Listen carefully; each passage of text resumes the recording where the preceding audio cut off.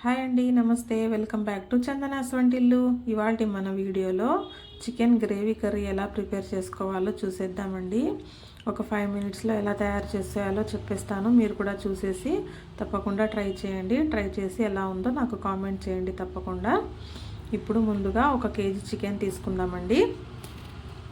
ఈ చికెన్లోకి మనం కొద్దిగా పసుపు అండ్ అలాగే 1 స్పూన్ సాల్ట్ వేసుకొని బాగా కలిపేసేసి నీట్గా వాష్ చేసేసేయండి.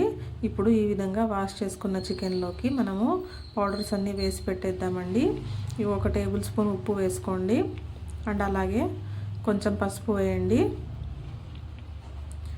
అలాగే 1 టేబుల్ స్పూన్ కారం అండి. ఇక్కడ మీరు కారం మీ ఘాటును పట్టి వేసుకోండి. నేను 1 స్పూన్ పైన కొంచెం వేసాను. అండ్ అలాగే 1 టేబుల్ స్పూన్ ధనియాల పొడి వేసుకోండి.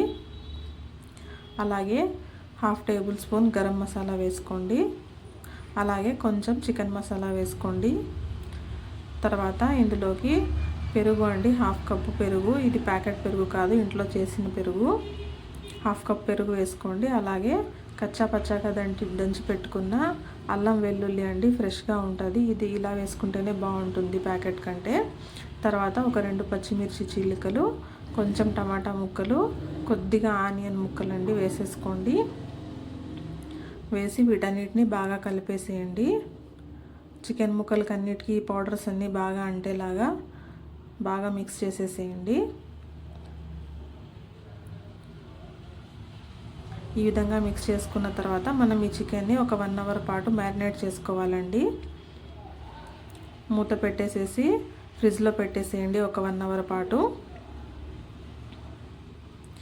ఇప్పుడు ఒక 1 అవర్ తర్వాత చికెన్ బయటికి తీసి పెట్టేసేయండి.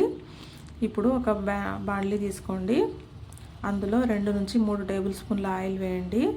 నేను ఇక్కడ ఆయిల్ కొంచెం తక్కువే వేసానండి. చికెన్లో కూడా కొంచెం మనకు ఆయిల్ ఇడుగుతుంది కదా, అందుకు. ఆయిల్ కొంచెం హీట్ అయిన తర్వాత కొద్దిగా ఆవాలు వేయండి. అండ్ అలాగే 2 ఎండుమిర్చి ఈ విధంగా తుంచి వేసుకోండి. తర్వాత ఇందులోకి పచ్చిమిర్చి చీలికలు కూడా వేసుకోండి. అండ్ అలాగే ఆనియన్స్ వేసుకోండి. 2 ఆనియన్స్ అండి, మీడియం సైజు, నేను 2 తీసుకున్నాను. ఆనియన్స్ కొద్దిగా మగ్గనిద్దాం. ఆనియన్స్ కొద్దిగా ఈ విధంగా మగ్గిన తర్వాత దంచి పెట్టుకున్న అల్లం వెల్లుల్లి అండి, ఇది కూడా వేసేసేసి అల్లం పచ్చివాసన పోయేంత వరకు కొద్దిసేపు అలా ఫ్రై అవ్వనిద్దాం. తర్వాత ఇందులోకే టమాటా ముక్కలు వేసుకుందామండి. నేను ఇక్కడ మీడియం సైజు 2 టమాటాలు తీసుకున్నాను. 1 టమాటా ఆల్రెడీ మనం చికెన్లో కూడా వేసాం కదా, ఇక్కడ 2 టమాటాలు, మొత్తంగా 3 టమాటాలు అయ్యాయి. ఇప్పుడు టమాటా ముక్కలు కొంచెం అలా మగ్గనిద్దాం. కొద్దిగా అలా టమాటా మగ్గిన తర్వాత ఇప్పుడు మనం ముందుగా మ్యారినేట్ చేసి పెట్టుకున్న చికెన్ ఉంది కదండి, ఈ చికెన్ మొత్తం వేసేసేయండి. ఈ చికెన్ మనం ఫ్రిడ్జ్లో నుంచి తీసాం కదా, ఇలా చల్లగా ఉండకూడదండి. మనం ఇలా వంట ప్రిపేర్ చేయడానికి ముందే ఒక 10 మినిట్స్ ముందే తీసి బయట పెట్టేసేయండి.